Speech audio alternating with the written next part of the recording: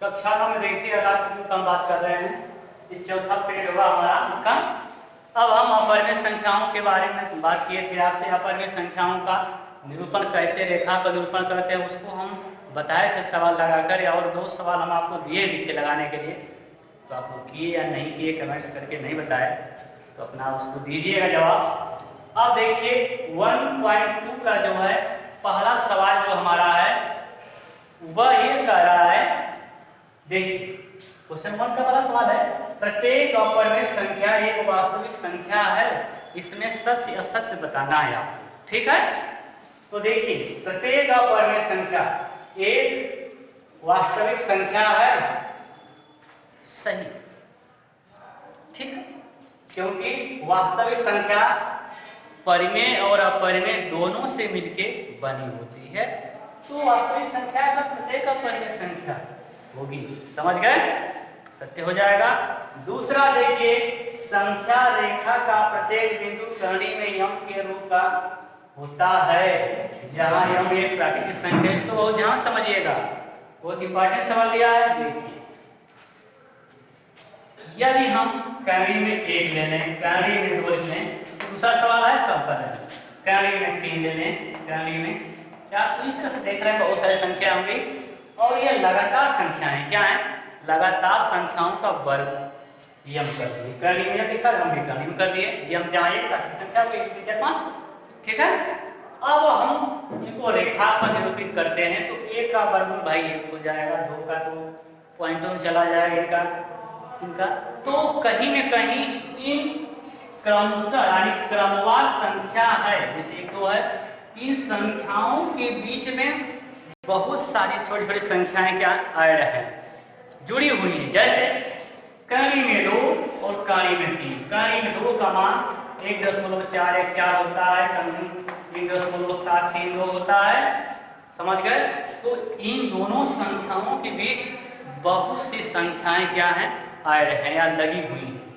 ठीक है, तो हम इन संख्याओं को तो हम रेखा पर दर्शा सकते हैं, परंतु जब इनके बीच बहुत सारी ऐसी संख्याएं हैं जिनको हम उसमें निरूपित नहीं कर सकते हैं, अर्थात किसी यानी प्रत्येक संख्या को, इसमें ऋणात्मक भी संख्याएं आ सकती हैं और धनात्मक भी संख्याएं आ सकती हैं, यानी इन दोनों संख्याओं की बहुत सारी संख्याएं हैं, कोई धनात्मक भी ऋणात्मक संख्या हो सकती हैं, तो प्रत्येक संख्या को हम रेखा पर निरूपित नहीं कर सकते। ठीक है, क्योंकि जो वर्गमूल जिसका निकल सकता है, या जैसे कर्ण 2 कर्ण 3 को तो हम दिखा सकते हैं, लेकिन अब इनके बीच बहुत सारी संख्या में देखिए, इसका मानिए है, इसका मानिए, अब इनके बीच बहुत सारी संख्याएं हो जाएंगी। समझ गए, तो इन संख्याओं के अलावा अन्य संख्याओं को रेखा पर निरूपित नहीं किया जा सकता, अर्थात जो संख्याएं हैं निश्चित है उनको दिखा सकते हैं आप, लेकिन इन संख्याओं के अलावा अन्य संख्याओं को रेखा निरूपित नहीं कर सकते, अर्थात प्रत्येक कर्ण में यम वाली संख्या को आप संख्या रेखा निरूपित नहीं कर सकते।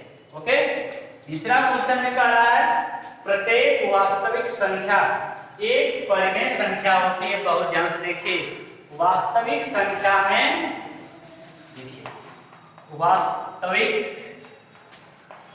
संख्या, इसमें आपको बताए थे कि 2 संख्याएं होती हैं, परिमेय और अपरिमेय। समझ गए, तो इसने देखिए क्या कहा है कि वास्तविक संख्या एक परिमेय संख्या होती है। गलत हो जाएगा, ये कोई जरूरी नहीं है कि वास्तविक संख्या जो हो वह परिमेय संख्या ही हो, अपरिमेय भी हो सकती है। बात समझ आई, तो यह क्या हो जाएगा, असत्य हो जाएगा क्वेश्चन। समझ आई, क्योंकि इसमें दोनों का होना आवश्यक है। ऐसा नहीं है कि आप वास्तविक संख्या कह दिए तो परिमेय दे दिया तो कह देंगे वास्तविक हो गई, यह आवश्यक नहीं है कि वह परिमेय है तो वास्तविक कर सकते हैं, यानी वह अपरिमेय भी हो सकती है। ठीक है, इन दोनों संख्याओं का होना यदि आवश्यक है। ठीक है, अगला देखिए, क्वेश्चन नंबर 2 में क्या लिखा हुआ है, क्या सभी धनात्मक पूर्णांकों के वर्गमूल अपरिमेय होते हैं, यदि नहीं तो एक ऐसी संख्या का वर्गमूल बताइए। ठीक है, उदाहरण से समझाना। ठीक है, देखिए इस क्वेश्चन जवाब देखिए, बहुत हल्का सवाल है, बस इसको देखिए माइंड में रखिए। क्या कहा है, धनात्मक पूर्ण संख्या को हम लेते हैं 1 का निकालेंगे वर्गमूल, 2 का निकालते हैं, 3 का निकालेंगे, 4 का। इस तरह देखिए तो कहीं न कहीं आप देखेंगे यहां से देखिए 1 2 3 4 5 के बाद कुछ छोड़ दिए हैं, केवल उन संख्याओं को हमने लिखा है जिनका वर्गमूल निकल सकता है। बात समझ आई?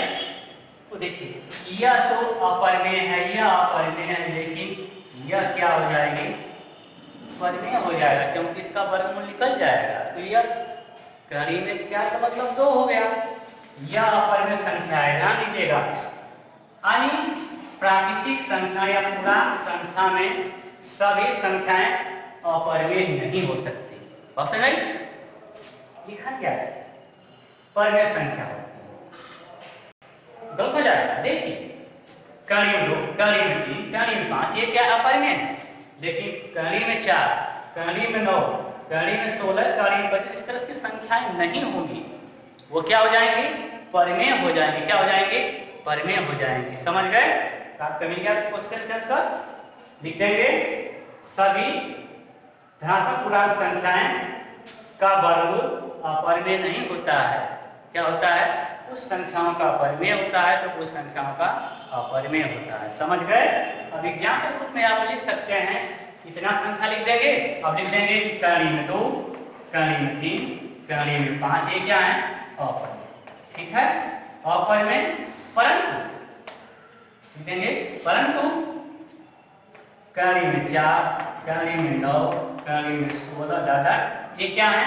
परिमेय संख्या। क्या है? परिमेय संख्या। समझ गए? इसका मिल गया सब। इसको क्या होगा? ये नहीं होगी, कुछ परिमेय होती है तो कुछ परिमेय नहीं। ओके, अब आपको एक देते हैं होमवर्क, आप उसको करके बताएंगे आप लोग। ठीक है, आपको ये बताना रहेगा, बस होमवर्क रहेगा हमारा